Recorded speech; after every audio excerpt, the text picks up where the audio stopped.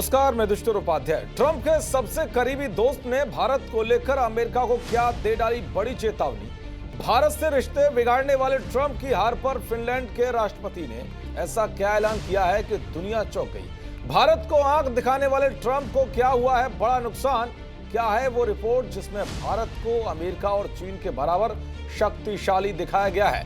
दरअसल ट्रंप के टैरिफ की वजह से दुनिया भर के देशों के साथ साथ अमेरिका को भी कितना बड़ा नुकसान उठाना पड़ रहा है, इसके सबूत लगातार सामने आ रहे हैं। इसीलिए तो अब ट्रंप के करीबी दोस्त भी उन्हें आईना दिखाते हुए उनसे दूरी बनाने लगे हैं। इसी बीच अब ट्रंप के सबसे करीबी दोस्त ने भारत से रिश्ते बिगाड़ने को लेकर उन्हें चेतावनी दी है और खूब खरी खोटी सुनाई है। ट्रंप के करीबी और फिनलैंड के राष्ट्रपति एलेक्स स्टब ने भारत पर टैरिफ को लेकर ट्रंप को चेताते हुए कहा है कि अगर हमने भारत के साथ सम्मानजनक दोस्ती नहीं की तो हम हार जाएंगे। फिनलैंड के राष्ट्रपति का यह बयान बताता है कि भारत के खिलाफ डोनाल्ड ट्रंप ने जो 50% टैरिफ लगाया है उससे वो बिल्कुल भी खुश नहीं है। फिनलैंड के राष्ट्रपति का यह बयान ऐसे वक्त में आया है जब हाल ही में चीन में एससीओ सम्मेलन हुआ है।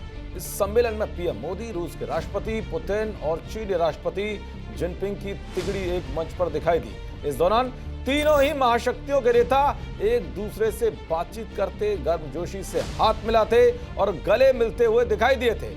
एक ही फ्रेम में दुनिया के 3 पावरफुल नेताओं का दिखना अमेरिका समेत पूरे यूरोपीय देशों की नींद उड़ा रहा है। इसीलिए अब फिनलैंड के राष्ट्रपति ने एससीओ की बैठक का भी जिक्र करते हुए कहा है कि ये बैठक पश्चिम को याद दिलाती है कि वैश्विक सत्ता का संतुलन बदल रहा है। एससीओ में चीन, रूस और अन्य प्रमुख एशियाई और केंद्रीय एशियाई देश शामिल हैं जो संयुक्त रूप से पश्चिम के प्रभाव के लिए चुनौती बन सकते हैं। उन्होंने कहा कि यह बैठक सिर्फ एक डिप्लोमेटिक इवेंट नहीं है बल्कि ये संकेत देती है कि ग्लोबल साउथ अपनी स्वतंत्र विदेश नीति और आर्थिक विकल्प विकसित कर रहा है। दरअसल फिनलैंड के राष्ट्रपति को ट्रंप का करीबी माना जाता है। मार्च में अमेरिकी राष्ट्रपति के रिसोर्ट में उन्होंने ट्रंप के साथ 7 घंटे तक गोल्फ खेला था। इसी दौरान दोनों के बीच गहरी दोस्ती हुई थी।